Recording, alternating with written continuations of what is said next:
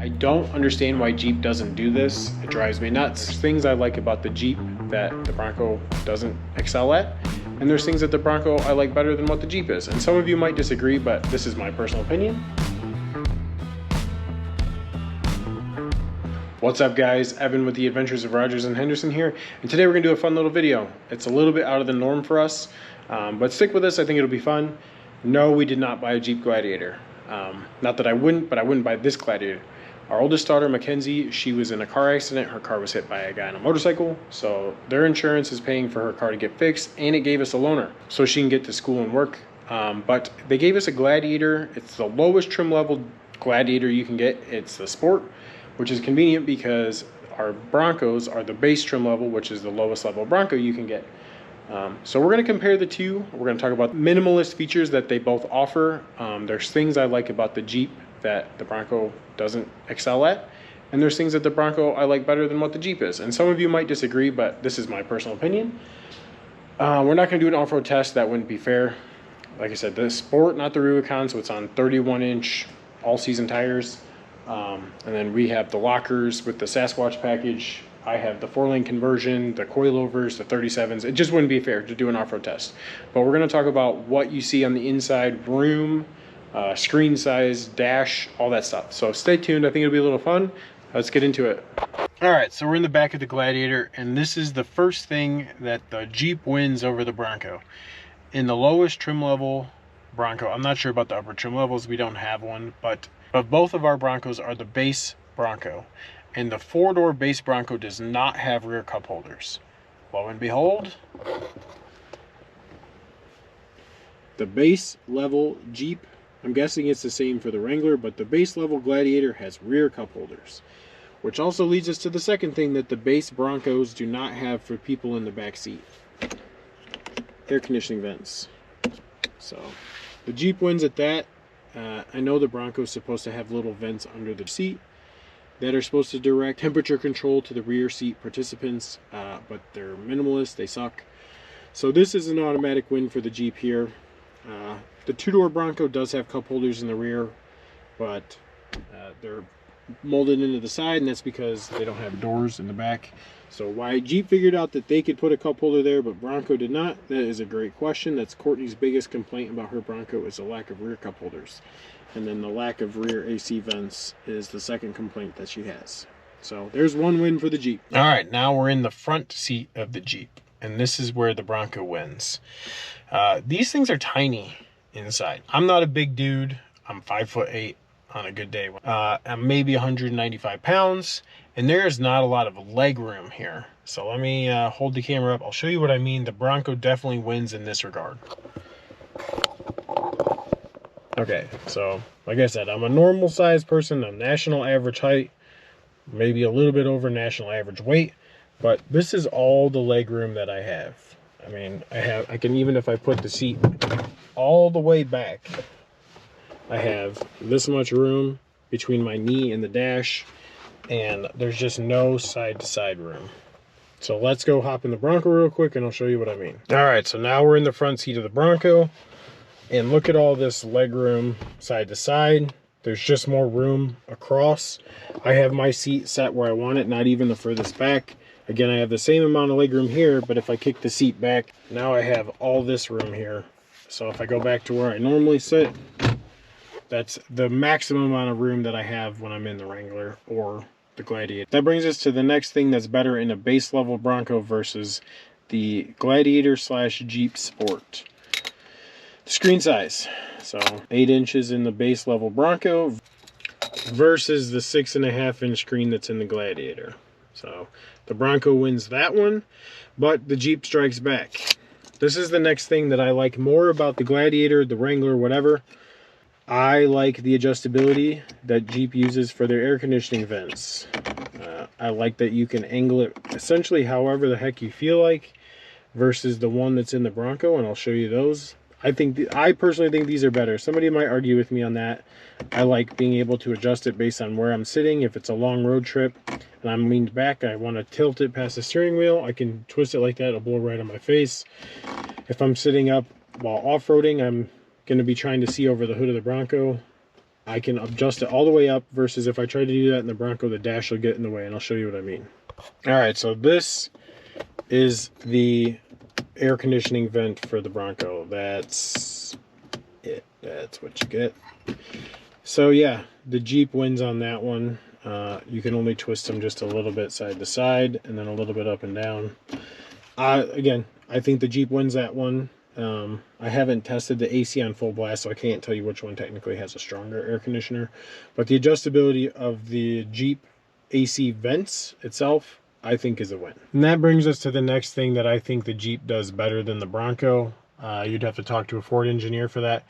But if right here at the top of the steering wheel, here is my line of sight. Again, you have the trail sights out in front, and then all this hood across the top. I have to lean my head out the window if I want to see where my tire is at. I mean, obviously you can kind of get a feel for it, but I'm not a fan of the line of sight that you have in a Bronco versus what you get in a Jeep. So let's check that out. All right, so here we are at the top of the steering wheel in the Gladiator, and you can see where the hood cuts off. The fender is right here. If you know where your fender's at, that's where your tire's at. I think this is a little bit better. So the Jeep wins on line of sight. I mean, that's not a huge deal to some people. I would prefer this amount of hood visibility versus what we see in the Bronco. And that's going to come down to personal preference. I'm sure somebody would disagree with me in that in the comments. That's fine. Again, personal preference. Which brings us to the next thing that Jeep wins over the Bronco. So if you're sitting back, I'll give you my view from where I sit.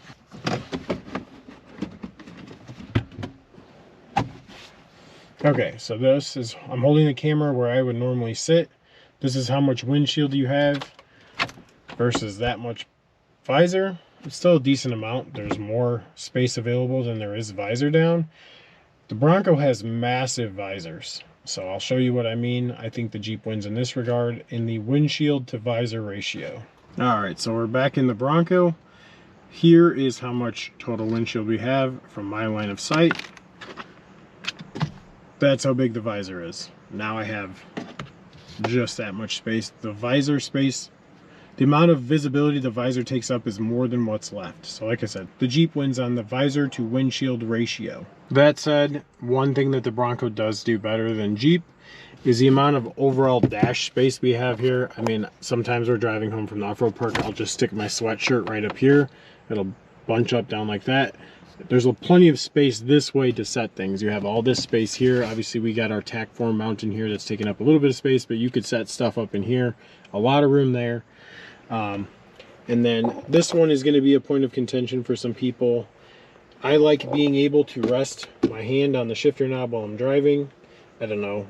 I drove a lot of manual cars, so just being able to put my hand here while I'm cruising down the road is nice. The location of the transfer case controls is super friendly. It's also a push button. Again, that is kind of personal preference, but let's show you what it looks like in the Wrangler / Gladiator. All right, so here's the total dash depth, touching the windshield right now with my hand. That's it. That's all you got, a couple inches. I mean, they do put a nice little storage bin up here, but it's much smaller than the one in the Bronco.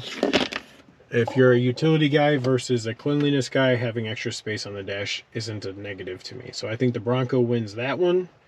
And then we'll come down here. Here is the shifter controls. You have your transfer case here, which is fine if we ever added a twin stick Atlas to the Bronco. This works out conveniently because you can put the sticks right here for your Atlas, and then your shifter is still exactly where it was from the factory. But with the angle of where that's at on the dash, like, just I would have to rest with my hand on the transfer case. I guess that's not a super big deal, but it's low. And then if I want to put it here, it kind of just makes an awkward angle for my elbow in relation to what I'm used to with the Bronco. The Bronco has a little bit better cup holders than what these are. Again, that's not a super big deal. One of the other things the Bronco does a little bit better than the Jeep is the positioning of your aux inputs, your power and switches in relation to the shift knob. I mean, there's just not a whole lot of room here. You do have a 12-volt plug on this side. Got a little dash storage piece here, but I think the Bronco is a little bit better set up, and I'll show you what I mean in just a second. All right, now we're back in the Bronco. You have your power ports down here well out of the way, but we don't have the car style plug, the cigarette lighter style. So I mean, that's the thing that the Jeep wins. It gives you one more option for plugging things in, but it's tucked away. You got a whole lot of room there. You can stick whatever you want there. I always leave my keys in them. There's still room to get all the buttons, etc. So that's one thing I think the Bronco does better, is just overall general center console layout. One way that they are very, very, very similar is the overall style of the seats, the comfortness level of the seats on the base levels. One of the main reasons we went with the base trim was because I didn't want the marine grade vinyl or leather seats. I'm just not a fan. They tend to retain heat, in my opinion. I get hot easily. I think that having the fabric seats breathes a little bit better, at least on my back. So I mean, yeah, they might be a little bit harder to keep clean, but they're more comfortable in my opinion. Again, people's preferences are going to change. So the seat itself, comfortable enough. I don't mind sitting in this seat for 3,000 miles. And it's pretty much the same with the Gladiator. All right, so we're inside the Gladiator. Again, the seats are very similar, both cloth fabric seats. I think they're comfortable. Don't mind that stain that was there when we got it from the rental place. I don't know what it is, and I don't want to know. So, yeah, otherwise the seats themselves are very, very similar. I don't think one is better than the other. All right, guys, that's it for our comparison. Thanks for watching. Again, I'm not going to do an off-road test. That wouldn't be fair. But that does bring me to a point. I don't understand why Jeep doesn't do this. It drives me nuts. I probably would have bought a Jeep, or at least put more effort into considering a Jeep if they did this. But I don't know why Jeep doesn't do a off-road package that you can add to like the Sport or the Sport S or whatever, where you can say, hey, I don't want any of the fancy features. I don't want the adaptive cruise control. I don't want the leather seats, the marine grade vinyl seats, whatever Jeep's using in their high-end models. But I do want Dana 44 axles, I want 35-inch tires, and I want front and rear lockers. I think if Jeep added that as an option, I think they'd sell a shit ton more of them. Again, maybe they have accountants telling them otherwise, but I didn't want to deal with all the fancy features of getting a Rubicon just to get the 35s. That was the main selling point with the Bronco, is that I could get the base, I could get rid of all the extra fancy stuff, and still get the Sasquatch package. So, but yeah, that's it for our comparison. I hope you enjoyed it. I hope you found it helpful. Make sure to hit the like button if you did. It helps us grow the channel. Subscribe if you haven't already. We do have a lot more adventures coming up. We're less than 30 days out from the Rubicon. And drop us a comment down below. So until the next adventure, guys, have a great night.